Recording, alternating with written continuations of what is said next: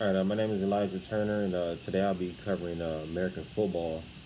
I'll be going over the history, the popularity, salaries, and also the Super Bowl.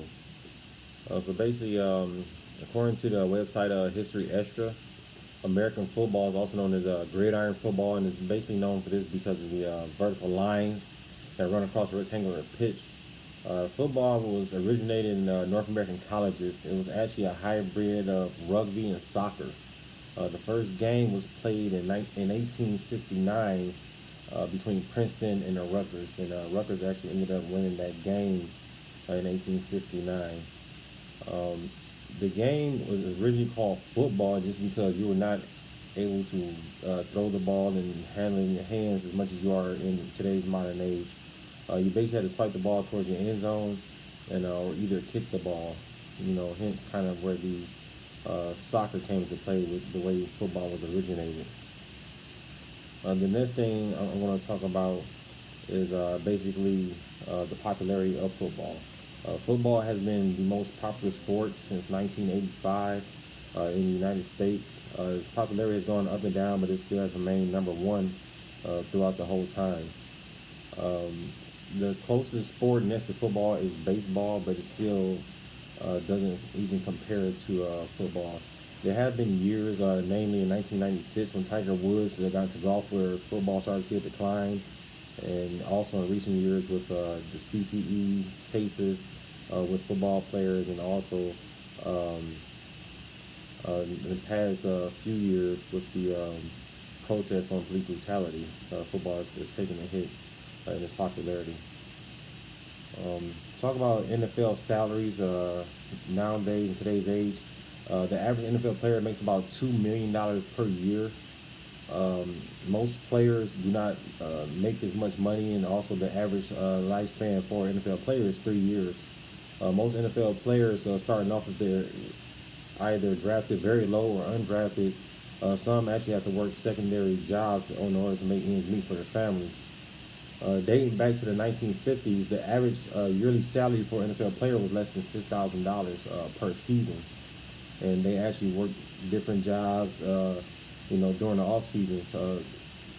Places namely like Pittsburgh, where the steel industry is very huge. A lot of players actually worked, in the steel industry, on farms and doing other various odds and ends jobs, making it meet in between the season. Uh, Back in the 50s, 60s, 70s, they had plenty of leagues out here. They had the USFL, which is the United States Football League, and the American Football League, and also the WFL, which is the World Football League. And at this time, they were competing to draw players in by offering them more money for their salaries, which eventually led into a big explosion where players actually went on strike. When the first strike was in 1982, and they had another in 1987, and the players actually ended up winning the outcome of that strike in order to get better salaries and also be able to bargain and get ownership in the teams and get a bigger portion of the team's revenue. Today's day and age, the average rookie contract, especially their first round draft pick, is about $12 million.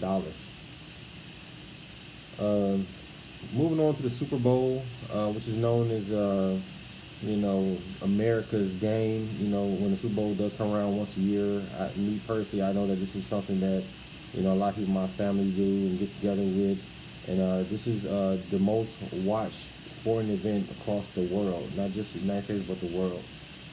But it's been a fan favorite for years. This is the last game of the season. This is to see who's going to be the champion of the American Conference, American Football Conference, also the National Football Conference. The first Super Bowl was actually played in January 15, 1967. Of course, nowadays the Super Bowl has been moved back to the first week of February. Um, the average viewer for the Super Bowl is about 80 million viewers. The last 5 years have been over 100 million viewers on TV, and this also brings with it a lot of income and revenue, not only for the NFL but for different networks and companies that like to advertise during Super Bowl commercials. A few years back, a 30-second time stop would cost you about $1 million during the Super Bowl.